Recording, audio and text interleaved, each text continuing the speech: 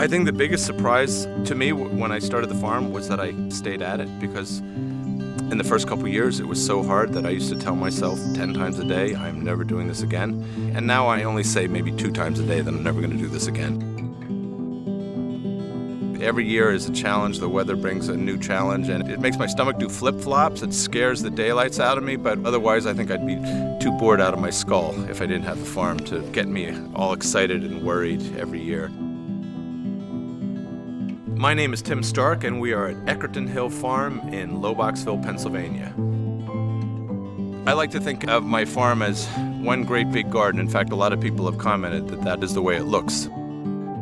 The farm actually started on a rooftop in a brownstone in Brooklyn, where I had germinated some 2,000 tomato seedlings and realized I could not keep them in the city, so I brought them out to the country, to my boyhood home, and I planted them in the ground, and that was the start of a farm.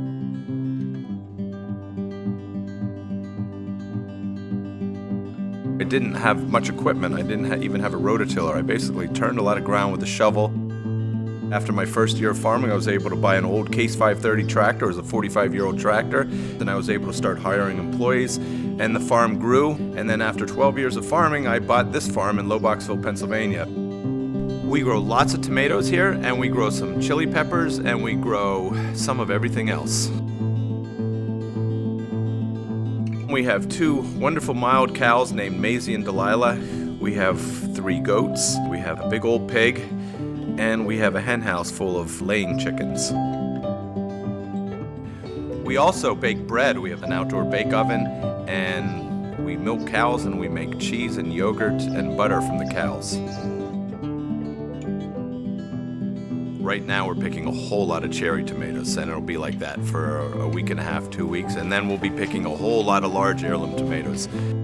We start early in the morning, and especially if it's really hot, we're out in the field at 5:30 in the morning. The crew will pick together, and they talk and have a nice time. Everyone really sort of coalesces during tomato season. It's sort of amazing. Everything sort of comes together.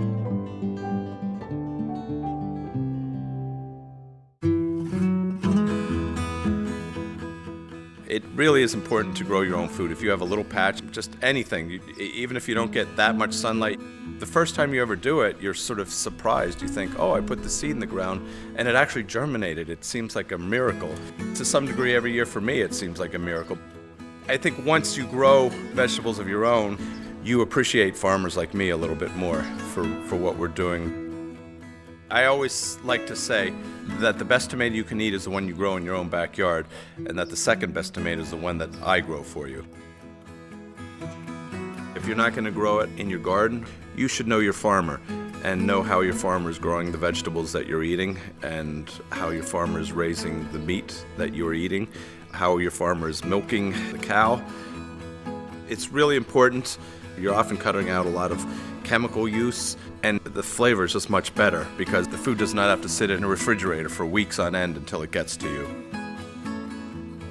When I see vegetables that look perfect in the grocery store, I'm very suspicious because I know the kind of creatures that like to attack those vegetables. Our vegetables on the stand all look imperfect. They have holes in them. They look lopsided. Maybe before I farmed, I might have thought, oh, I don't want that vegetable that has holes in it. But now I'm suspicious of the one that looks perfect.